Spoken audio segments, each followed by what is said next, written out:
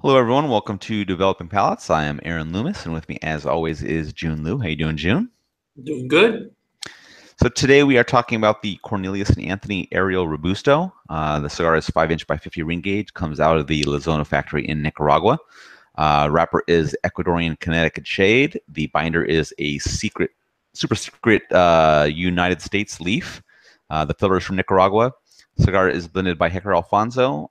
Price point is $9.25, and the cigar was released in July of 2017. So, June, what was your pre-light experience like? I rated an amazing, which is our perfect score. So, um, in terms of the look of the cigar, smooth, a little bit of oily Colorado Claro shade wrapper. Um, Things well pressed, seems tight. Bunch of roll felt really good. Head done with a really nice, thick triple cap. The nosing and pre-light experience, the nosing and the cold draw was really the highlight of the cigar for me. The wrapper, I got cedar, like a really just jammy stone fruit note to it. Balanced black pepper, smelling the foot. Um, Cedar, white pepper, barnyard, and that same dry, jammy stone fruit character.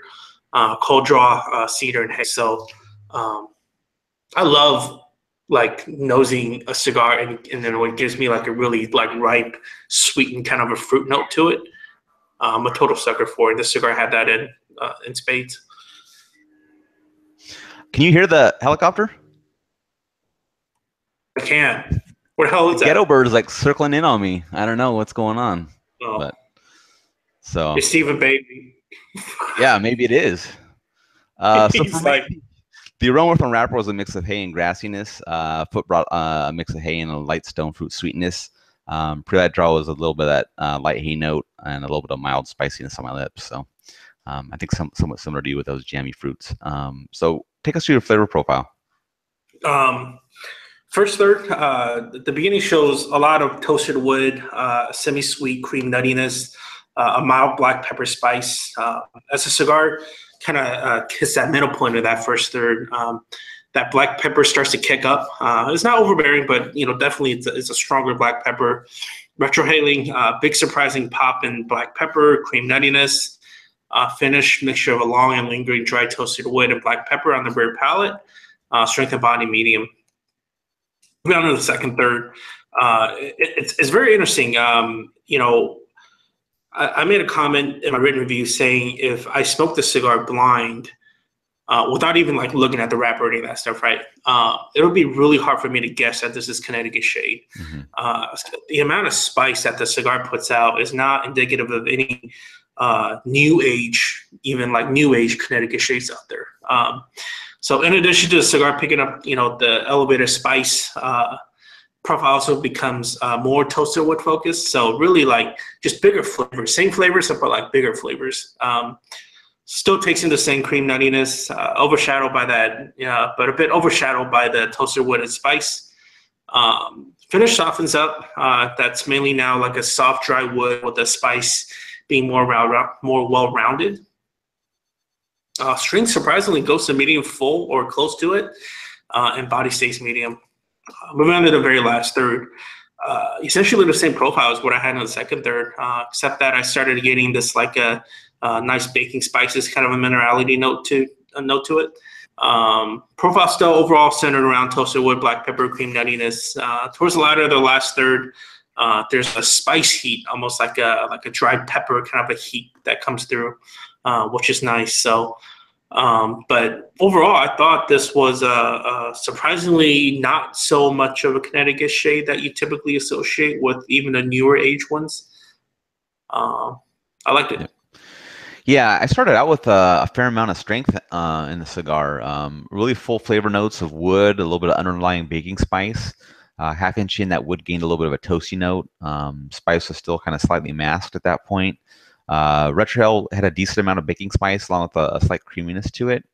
At an inch in, a little bit of a vegetal note was present on the retrohale, and the spice toned way down, but the creaminess was remaining constant. And as the third was coming to a close, kind of was like a toasty wood note along with a faint baking spice. And the strength was medium full right there in the first third for me. Getting in the second third, a little bit of cream joined in with that toasty and now slightly charred wood note. Baking spice was just really faint. Half inch in, spice was completely gone from the profile. Toasty wood still had a slight bit of a char to it. And as the third was coming to a close, there weren't really any changes to the profile, and the retrohale continued to kind of bring a little bit of a vegetal note to the profile. Strength level was still at the medium full mark. And then final third, a little bit of grassy bitterness joined the profile. A quick purge got rid of all that. So it was good to be able to get rid of that from the profile. Went back to kind of that toasty and slightly charred wood. A little further in, the cigar warmed up a little bit, kind of enhanced that toasty note. And then a half inch in, a good amount of creaminess and slight bitterness kind of joined the toasty and charred wood. And that's how the cigar finished out. And strength was still at that medium full mark. So in regards to construction, what was your experience like? It was really good. Burn, very good. Only downside was a touch up that I had to do with the last third. So that bumped my grade up, one below being perfect. Other than that, it was a slow burn, cool burn, good ash retention, relatively sharp burn. Draw was perfect. Yeah, construction was perfect for me. Burn line was straight entire time, ash held on 3/4 inch increments, and same for the draw. I mean, just the right amount of resistance that I prefer, so I had no issues with it at all. So overall, what were your thoughts? I like the cigar. I'm kind of sick of hearing this saying, but it's kind of true.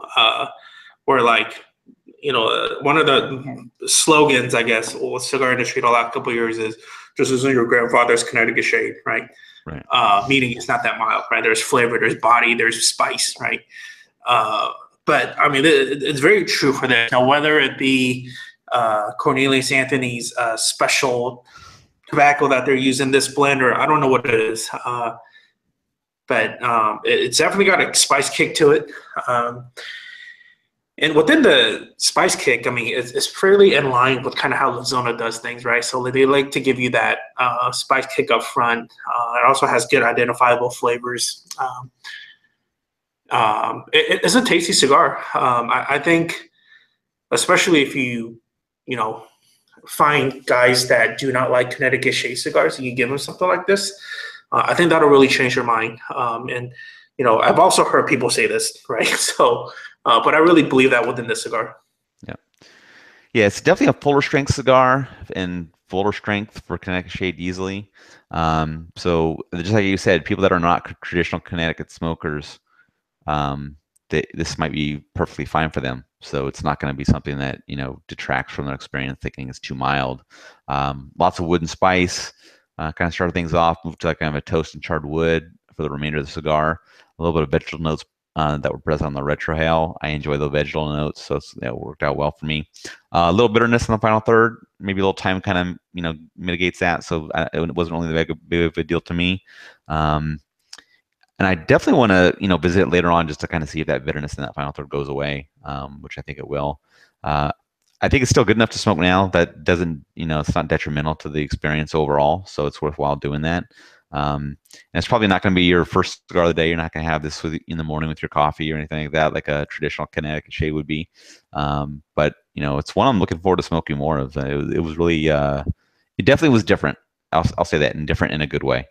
I think part of this has to play into the binder that they're using on this cigar as well. I think that enhances the strength level a little bit. So I'm interested in seeing how others can perceive this cigar when they get a chance to smoke it. So getting into the scores, I gave it a 6.82. You gave it a 7.07. How do you think that matches up with your experience? Much well. I mean, it was overall good tasting flavor profile and overall good. And it was matched by really good construction. So it's a solid performer. Yeah, I'd agree. I mean, flavor profiles was pretty good, and construction was perfect. So that all adds up to that close to 7 score. So that's a pretty good score. Any other final thoughts from you?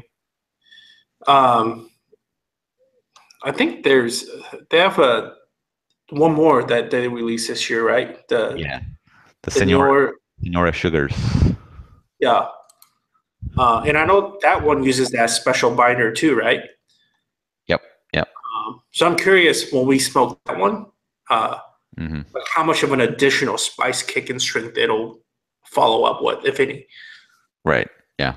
But this one for me is almost pretty much perfect, and the way I like it. So Yeah, I agree. Well, if you're just catching this video on YouTube, be sure to subscribe to us, but also check out the full written review on the website, developingpalates.com. Be sure to follow us on all the social media channels, Facebook, Instagram, Twitter, and Google+. And you can catch all of our review recaps on podcasts, so iTunes, Google Play, and Podbean. Thank you for tuning in, and we will catch you on the next one.